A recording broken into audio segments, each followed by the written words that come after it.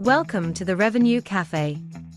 The Revenue Cafe podcast is brought to you by Breadcrumbs, the revenue acceleration platform. In each episode, we will bring you interesting conversations on all things sales, marketing, and CX related. The hope is we will help you along the path to revenue acceleration and entertain you along the way.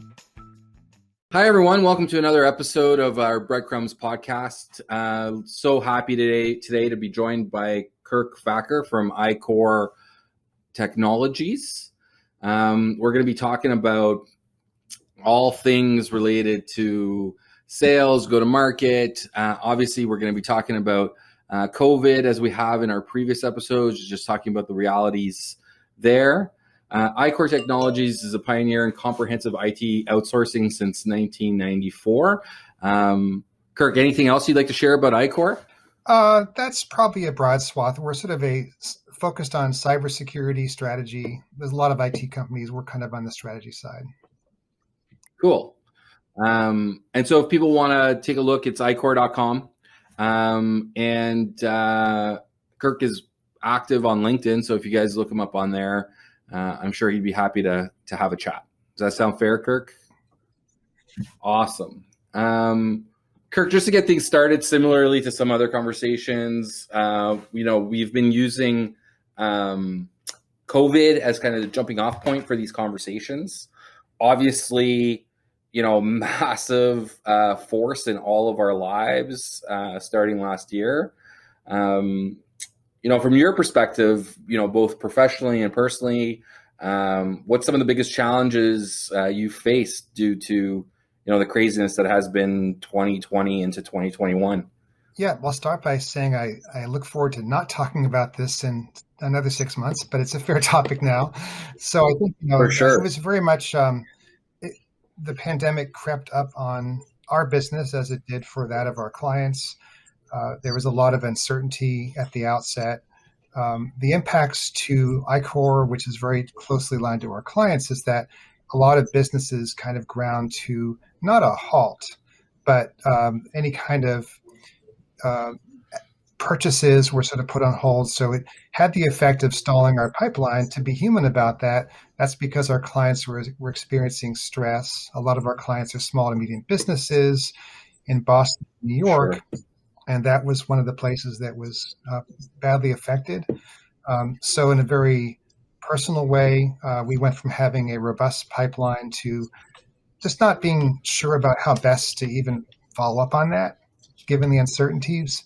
It felt almost disrespectful to be really prospecting in the way that we were, pulled Sure. back on a lot of the outbound stuff. But then to more positively, and maybe this is another question that you have ahead, is we began to see different types of business come towards us that we could talk about if you want to. Yeah, I would love to hear about that. So the initial and kind of obvious thing is that there was a scramble to go from physical offices to a remote workforce. And, we at iCorps were well positioned already being a tech company. But a lot of our clients weren't fully there. They were mostly in the cloud, but it's different to say you're in the cloud than being able to work elegantly and securely and collaboratively when you're no longer around the water cooler and tapping into internal systems and conference rooms. So a lot of our clients scrambled, as did we, to really go fully remote as quickly as possible. And that generated a lot of inbound activity where I think companies all around the country were scrambling for that same kind of thing. So it went from being For sure. just forget about the pipeline for now, that's for later, to just responding very tactically to helping people become successful in a remote work setting. Yeah, that's not a surprise. So for our listeners, they may have already heard the episode we did with SD Zimmerman from Acadian Labs. So they're a unified communications company. And they definitely saw like a boon in their business as a result of this kind of shift to working from home. On that note, were you guys at iCorps already in that mode? Did you guys have to make a quick pivot to the working remote? Like what was the story there? I think the culture was primarily because we have most of our business are technical consultants, they were on site at their clients as much as possible. So for them, they had to figure out how to deliver IT services remotely. As far as the kind of the core admin team, we all had good Wi-Fi, good interfaces for working remotely. But it was a culture shift from being in the office together every day, being able to have those hallway conversations, to having to really adapt to video and chat much more so than prior. Yeah, that's been a kind of a recurring theme, like the notion of the chair swivel conversation, just being able to turn around, have a chat with a colleague, brainstorm something. I think that's something that a lot of folks are missing. And correct me if you see differently, but there isn't a really good technology proxy for that, right? Like, of course you can shoot somebody a quick Slack or some other kind of instant message, but it's not the same as that kind of like spontaneous jam session. It's true. I don't miss it as much as some others, because I've found some efficiencies working more remotely, but there's no substitute for having some kind of in-person, face-to-face. You can't have a proxy for human contact. You can have enabling technology try to do a lot of that work for you, but there's no substitute for that human touch and feel. Feel is probably the wrong way to put it. Yeah, we got to be careful with the word "feel" in today's environment for sure. But well, in terms of that human connection, to use a different term, how have you guys found? What have you guys found to help kind of maintain some kind of camaraderie or social connection, relationship maintenance with the team? So I think that has shifted over time. Initially, the management team of which I'm a part was meeting daily, just for 15 minutes at the beginning of every day. The broader population, the consultants often being busy with project work, we were very intentional about having company-wide festivities every month. Sure. I think that had a time and place. I think the Zoom fatigue, I think, ultimately kicked in, and we're looking forward to getting back together. Over time, the management team has scaled from quick check-ins daily to twice a week to once a week, and now we're approaching kind of a new normal where we're meeting once a month, but with an agenda. So I think we're feeling very optimistic about the future. Some of us are back in the office already, kind of in a hybrid setting. I go once or twice a week, as does my boss, the CEO. So we're slowly transitioning to what we hope will be a better new normal, where people can have the flexibility of working remotely when they need to, and be more efficient, and also in the office to kind of maintain that and establish and maintain the social connections that are best done in person. For sure.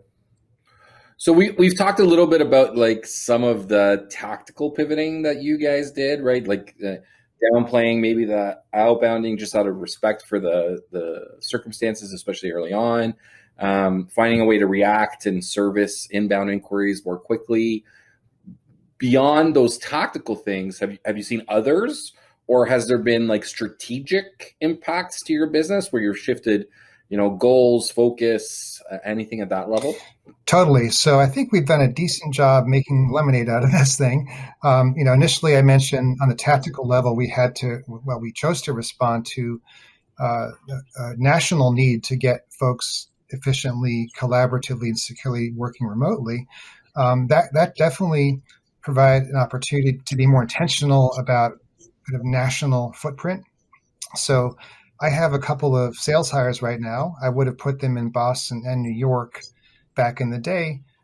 That the recruiting pool, both on my team, the sales team, and more importantly, the technical team, is now anywhere in the U.S. So it's helped us to sort of recognize that we're not a regional player. We have a certain expertise that works everywhere. So we're putting our new hires into different parts of the country, not so much to be in person, but just to cover all the time zones and maybe to a certain extent the different cultures. So from Sure. hiring, that's been the case. Again, at both as salespeople and as technical people, trying to have remote delivery. In the case of me and my team, that means finding a different sort of sales process around, incorporating more video and trying to, bring things to closure with some, other types of tactics that used to be you'd march into someone's office and you do your presentation, and if it was a good fit, shook Sure. Yeah. hands. So it's made it more competitive in a good way, and it's allowed kind of the most successful people, and for that matter, companies, thrive at the expense of some other folks that are not really pivoting or adjusting to this new reality. Sure. Awesome. So that actually segues really well into one of my next questions, which is kind of like top priorities, objectives for 2021. Would it be fair to infer that this more this greater openness to remote and having a footprint kind of all across the country makes expansion beyond the region one of your top priorities, or are there some other kind of priorities that have popped up as a result of all of these changes? Yeah, I think we saw it with some of the big tech companies at first, where this is a roundabout way of saying yes, but to be more specific, I think it's a competitive advantage, not just against competitors, but as a hiring manager, to be able to support people that want to A, work from anywhere, and B, have either a fully remote or a hybrid experience. So I think it's actually made companies that have that mindset more attractive to potential employers. Sure. I think as part of that, there's been winners and losers, and we lost a few folks around the COVID crisis. It wasn't really about a layoff, but it was about really making clear that some folks that weren't really performing just weren't going to be able to navigate this. So I think it's been a great kind of it's been terrible, but it's allowed cream to rise to the top, and it's made it clearer faster where people are not going to be successful. That said, it's made all of us busier. So I'm excited to talk to you about some of our shared interests in AI as enabling technology, which I think is probably my biggest tactical job this year, is to bring more of that into our stack. For sure. Yeah, and just for the listeners' benefit, Kirk and I had a conversation prior to actually doing this recording, and we went down a little bit of a rabbit hole around ML, AI, and all things related. So I'm sure we're going to get into that. Before we do, though, and this might actually bring it up, one of the things I'm interested in, and I've been asking kind of all our guests, is predictions for 2021 and kind of beyond. Yeah. Big trends, continuing impacts of COVID. What does returning to normal look like, if at all? Any kind of thoughts you'd like to share? Yeah, sure. I think on a related topic to what we were just saying, there has been sort of a flight from urbs into ex-urban settings or even the country. So I think enlightened hirers and managers are embracing that. I think it has implications for the distribution of clients. Like, we traditionally have been very focused on urban settings such as Boston, New York, Philadelphia, DC. There's just a lot more happening outside of the major metros now. And that's where people are going to be increasingly choosing to live. So we have to think about that as a company, both from a hiring as well as a sales planning standpoint. So that's kind of a big thing I'm excited about. My daughter, just before the pandemic, moved to Austin, Texas. So definitely that was already happening. I think the pandemic has actually accelerated some knowledge workers in these big cities to recognize that they can have a good quality of life, not in a one-bedroom or studio apartment crammed into San Francisco or New York, but actually have a nice house in the country or a nice suburb. So that actually has implications, I think, for hirers, and as well as how the businesses are distributed and how we as a tech company support clients that are going to my mind, continue to have that work-life balance being a strong beneficial influence that makes them a more attractive place to work and to stay and to grow. For sure. I don't know if I would call Austin not a major urban center. Yeah. But yeah, I get the point. I love Austin, by the way. I spent 2 years in Texas, and Austin is an amazing place. Obviously, a tech hub, which makes it super appealing to me given my chosen career. But just great food, great music, great people. I'm sure your daughter will love it there. But yeah, this idea of moving further afield is definitely a reality. So I was on a personal note, I'm looking at buying a second property. Here in Ontario, we call them cottages, a lake house type of thing. And so I attended a virtual cottage life show over the weekend, Cool. which, I guess way better in person. I've been to them in person, way better, but make do with COVID. And honestly, like one of the recurring themes on all of the exhibitions and a bunch of the vendors on like the virtual kind of exhibition floor were all related to like rural connectivity. Right? Because like people they're definitely interested. They're like, okay, I've been working from home for a year. Why don't I do this by the lake? Right? And that's cool. Well, you need internet, right? And unlike I don't know what the situation is like in the US actually in terms of like rural connectivity, but in Canada, it's not the best. So lots of talks about like satellite internet and these low Earth orbit satellites, and anyway, so I think that's going to be an interesting kind of area to be in the next little while. There's going to be a boom in demand for alternative, high-speed connectivity, I think. I think you're right. There's already one of the initiatives. It's not relevant to where you live, but some of the coastal areas, just sinking shipping containers with data centers in them, like near. Yeah, I know, huh?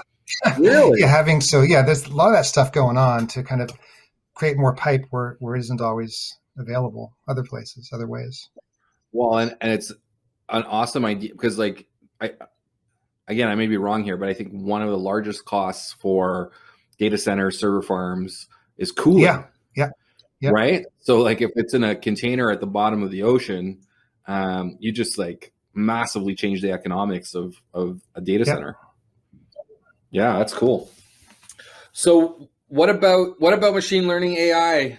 What about it? Do you want to chat about it? And do you see it having an even greater role in the conversation as a result of what we've gone through the last year? I'd say we're early, but I think it's the whole characterization of AI versus machine learning is quite interesting, because I think, as I understand it, that definition shifts. The better AI gets, the more you kind of demote some of the other stuff to ML.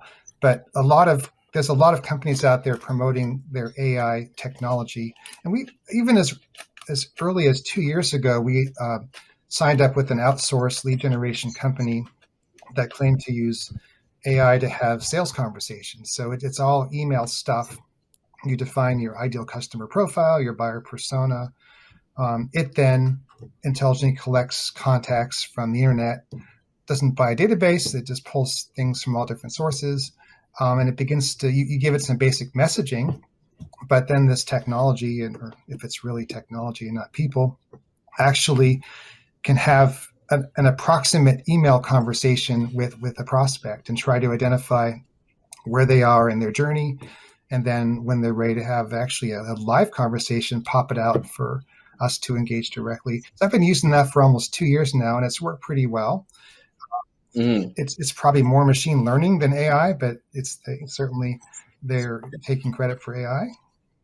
Yeah. So where do you make the distinction? Because I have my kind of distinction. What's yours? So ML is a subset of artificial intelligence, according to the people that know this stuff. I've been trying to read up on this. I think it's such a blurry line, but I want to hear your definition. Yeah, I really think AI is more about the actions being taken. So it's the ability for autonomous decision making, reaction, and like the actual doing of things. Whereas machine learning is the process that leads to that eventual capability, right? It's the intelligence building element of it. And you can have machine learning capabilities that then are acted on by humans But AI really needs to be autonomous, and that's kind of my distinction between the two. And where I think a lot of tech companies that are out there that are talking about AI are jumping the gun a little bit in terms of what they actually are delivering. I would agree. And actually, because I receive a lot of outreach from folks that want to sell me their sales technology, I do get a lot of really inept attempts at what claim to be AI. And one of the things I find quite frustrating, like until AI can give you a dope slap, like you, the salesperson, it's not AI yet. Like I took a meeting this morning that was quite interesting to me as a topic. It was about AI generated contact information rather than buying a list, this kind of idea where you can just sort of unleash the robots to collect it for you. But then the guy sent me all these reminders. And I got a reminder on Saturday, which I don't want to get emails from salespeople on Saturday. I don't know about you. So that was a real kind of fail. And if either the rep or the AI could have stepped in and say, hey, maybe don't send Kirk an email Saturday morning, that would be the definition of autonomous or maybe responsible behavior. Yeah, for sure. At Breadcrumbs, we're definitely super interested in the world of machine learning and artificial intelligence, and we're actually working on a feature that will help our customers build better lead scoring models faster and optimize them more efficiently over time. But it's purely machine learning, right? Like there's a bunch of machine learning models running in the background. They're all related to each other. They crunch data. They come up with some, predictions, and then we surface that as a recommendation to our user. Ultimately, the user needs to make decisions, right? Like, yes, that makes sense that, what we've learned from previous behavior and what you think is going to happen moving forward is aligned with what our expectation and our strategy is, and so on and so forth. That is not AI, right? But I've talked to a million marketers that are like, yeah, you should package that as AI.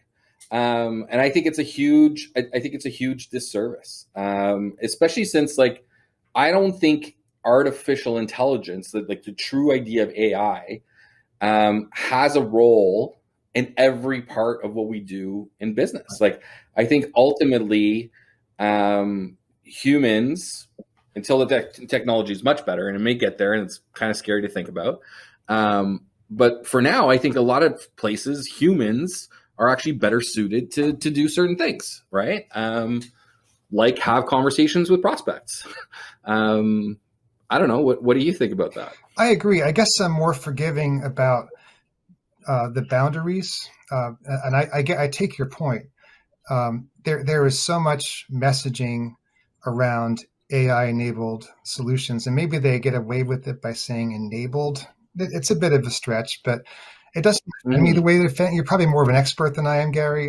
So I don't mind, if the positioning is maybe a stretch. I think transparency is key. One of the I do some mentoring on the side, and one of the companies I'm mentoring has what they call transparent AI.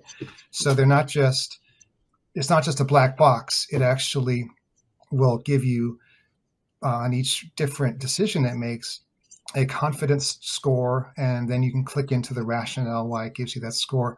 So I think as long as transparency exists and someone doesn't make a bold claim and then not back it up, it doesn't bother me the same way it may bother you to maybe stretch the point a bit. Yeah, listen, I think that's a great idea. I think, some transparency around ML AI in general is needed. Buyers need to be a little bit more educated about what this means, because I think in some cases they are buying snake oil. I don't know if I'm an expert. I'm just an enthusiast, right? I understand that this is the way technology is going. I understand it needs to be a part of my product. I actually think it's super relevant specifically to what Breadcrumbs is doing. But I do think it's grossly misunderstood. And I think as marketers, we have a responsibility to not only sell, but to educate. And, I read an article, I don't know, this is probably sometime last year. There's, and I might get a bunch of this wrong, so please no one hold this against me, but Mount Sinai is a big hospital here in Toronto. They specialize in like liver related disease, and they do a ton of research. And they were doing some experimentation with machine learning and AI, where like the AI was consuming a ton of historical health information from a bunch of patients, and this thing was able to like diagnose future disease. Like this was a longitudinal study. Like they tracked this for over a long period of time, and somehow the AI was able to diagnose disease like a year or 2 years before any doctor would have ever kind of realized what was happening there. And the interesting thing in that article was that nobody understood how, right? So this idea of transparent, like the AI was getting so smart, however it was computing these likelihoods, even the person that created the AI couldn't explain how the AI was coming to that conclusion. And I bring that up for two reasons. One, that's actually AI, right? Like that thing is learning and growing and able to do things without the intervention of a person, which is amazing. Secondarily, it reinforces my earlier point about like kind of scary, right? Like how is this thing figuring this out? And we can't even we can't reverse engineer the logic to figure out how it did it, right? It's kind of a little not just frightening but sad, right? Because like understanding the how is how we make other things better. Yeah, it kind of reminds me, you probably have seen The Social Dilemma. It reminds me of some of the challenges that those bright-eyed and bushy-tailed engineers made to develop algorithms, years and years ago. They thought would be useful to society, but they kind of lost track of them, and they were more effective than they could have wished or hoped, but they've taken a life of their own on and had some very negative implications. I think there's a whole subspecialty around AI, which I think is probably the most important one if you're talking true AI, which is the ethics of AI. How do you manage the problem you're describing? It's one thing for a marketer or a salesperson to over-represent capability. It's quite a different thing for robots to take that much agency without any kind of checks, balances, or even understanding of why they're making these decisions. Oh, for sure. And I'm sure you've been following them. Google has like ethics teams, and Facebook has ethics teams, and a bunch of the people on those teams have spoken up, and they've, been let go. And there's questions as to the motivation as to why they've been let go. Super complicated arena, and definitely one that requires our attention, and probably outside of private enterprise. Like I think that the impacts of this technology and how, Social Dilemma, however you choose to interpret that documentary, definitely highlighted some areas of concern, right? So, beyond private enterprise, there's probably a role for some kind of body to be spending some time thinking about that. But on a less kind of like Big Brother angle, how do you see ML and AI playing into what you're doing today from a sales or go-to-market perspective, and like what are your predictions over the next couple of years in terms of what role it's going to play? Well, you've done a good job talking me out of wanting AI in my life, so we could stick with ML. I've given you one example, which is this automated sales outreach, which kind of works, kind of scary. It's a black box. I don't get how it works, but it seems to. I won't call it vendor names, but another technology which is very interesting to me is real-time harvesting of good information. So if you have hunter salespeople, which I will be having those again, adding to my team, in the old days you might purchase Zoom Info, or in the old days Discover before Zoom Info crushed them, and that's a very highly expensive product, and it is only as good as it is on any given day. Now, to give them credit, they're constantly with real people trying to verify, update, and with some technology trying to verify, update. But what interests me now is there's vendors out there now that will do that harvesting, kind of tying together the social profiles of Navigator, LinkedIn, with a lot of verifiable sources public information, websites, the about us section, giving you a real time. This is where this person works right now, and here is his or her cell phone right now. That to me, it was proof to me because I got a call on my cell phone. So I don't give my cell phone out to anybody except for people like you. But no, I don't know how much. Right, yeah. I'm guessing at some point I fill out a form somewhere with my cell phone on it, which I try not to do. So that is interesting to me. I think you have to really, to your point about the human side, make sure you understand who you're reaching out to and why. Don't just let the robots do it. But I think this is enabling technology, and I think this makes salespeople more efficient. So for me, it might be a decision of, do I want, two really solid, seasoned people? They could be young or old, but I'm really like expert, or do I want to have a SDR type function? So this is not good news for SDRs, I would think. This kind of technology may actually make that a more challenging space to be in. Yeah. Just a quick tangent on that before I dig in a little bit. The cell phone thing, I find it super interesting, right? Because, Breadcrumbs is a relatively small company. We're at, about 14 employees right now. So I and my co-founders wear lots of hats, and one of the hats I'm wearing is kind of like a sales CRO type of role. And we've been having a lot of conversation about text messages, right? Like, I don't know about you, but you seem to guard your cell number pretty tightly. I don't. And I get a ton of outreach from salespeople via text. And, we hired our first salesperson, and we're having a conversation about using text as a channel. And I don't know if it's because I'm old school or I just like the idea of kind of having some lines between personal and professional. I don't want to be reached out to via text, right? I please send me an email, right? Or book a meeting, or ask me to call me. Yeah. How do you feel about that? Do you guys use text as a channel? Is it like permission based? Like what's the deal there? I'm old school too. That's just a no for me. I didn't mind it. Now, part of the reason I didn't mind it was I was looking for a new data solution. Also, we use Microsoft Teams, and that rings on my cell phone. So I didn't even notice that it was a cell phone call right away. So I didn't ever have to be offended by it. I just got to skip right to being impressed by it. But I don't want text. Right. No, don't text me.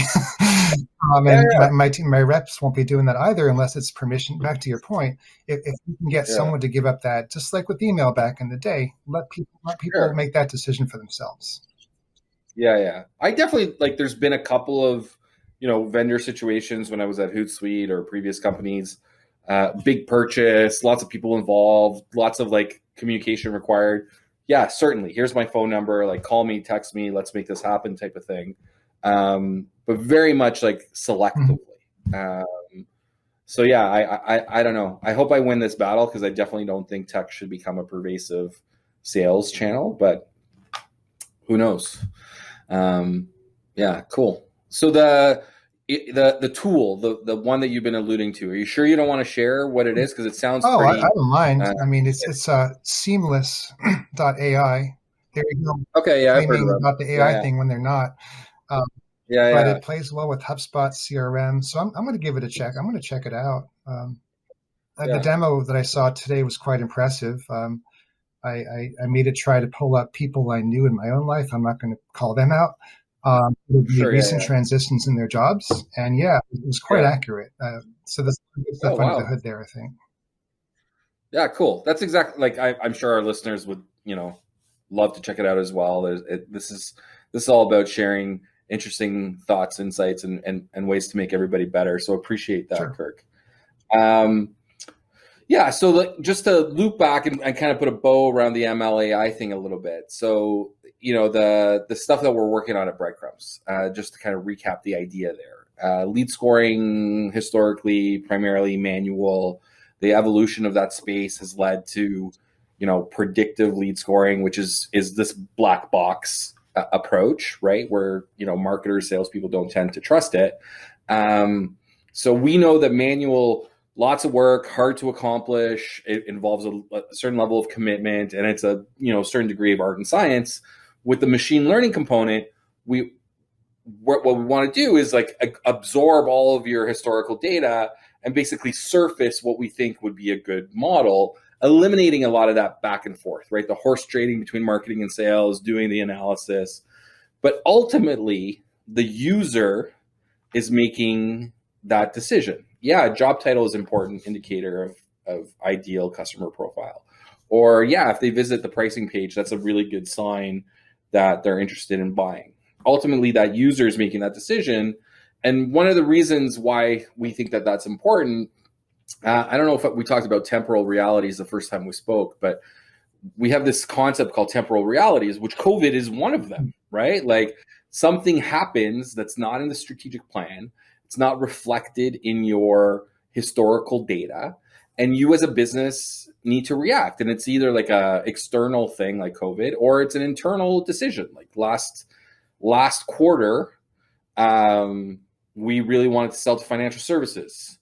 It doesn't look like that's working so well. So this quarter, we're going to pivot and we're going to focus on healthcare, or whatever it may be. Those are things that models have a hard time reacting to unless you have a team of data science people kind of tweaking the model to take that into consideration. So that to me is like what we're trying to accomplish is machine learning. The tool is not making any decisions for you other than giving you information on which you make decisions. Do you think I should market that as AI? Wow. Obviously, you would not be comfortable with that, Gary. I love the idea. I love that you're being transparent about it. I can see how this would be useful. I've been with multiple companies that wrangled over lead scoring.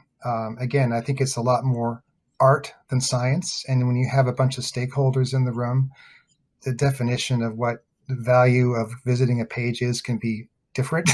So I think it makes it more objective. As long as it's transparent, as long as not only you can sort of tweak it, tune it, override it, but also it'd be nice to see why it came to those conclusions. Is that part of your solution? Does it tell you the why?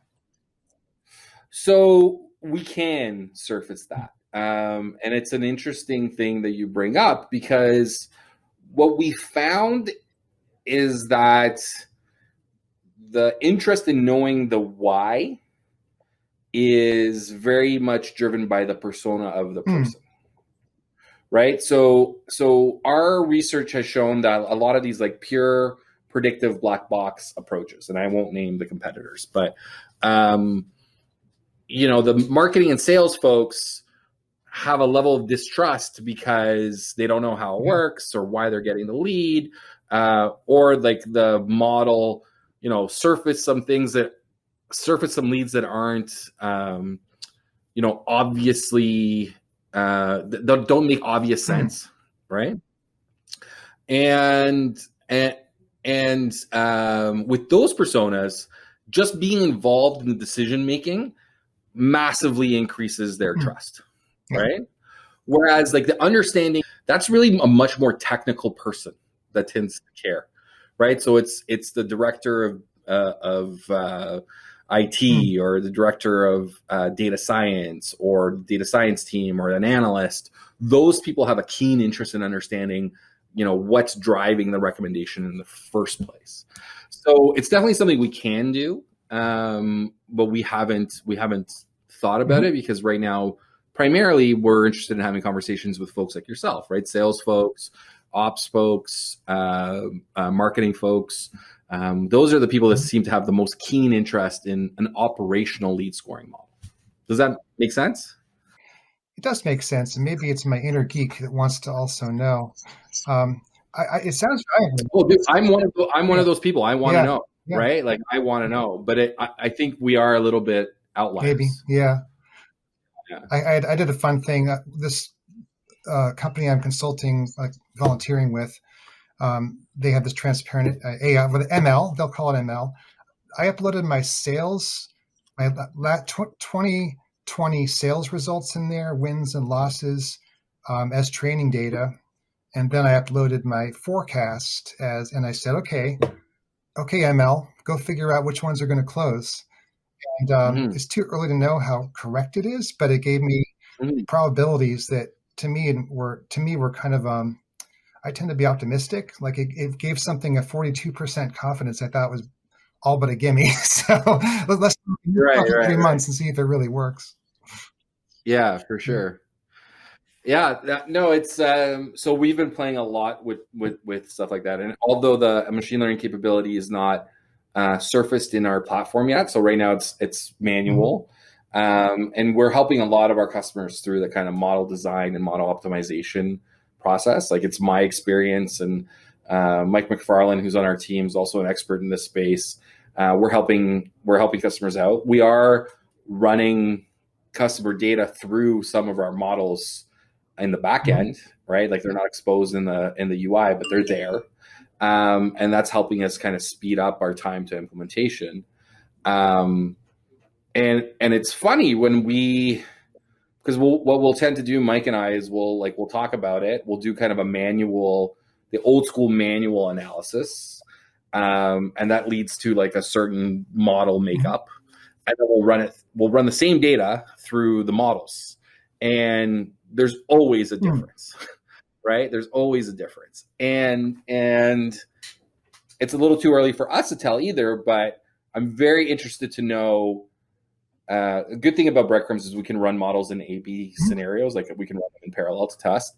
I'm interested to know if the ML is actually outsmarting us, like if they're seeing something in the data that like through our manual analysis we're just missing, or whether there's intuition in how Mike and I approach the data that ML just can't replicate.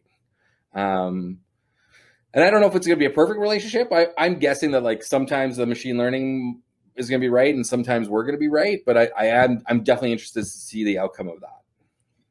Yeah, you're at the point now when maybe the early chess technology could still lose to a master, but ultimately Ken Jennings got booted off of Jeopardy by Watson. So when that happens, you might need to find a new job.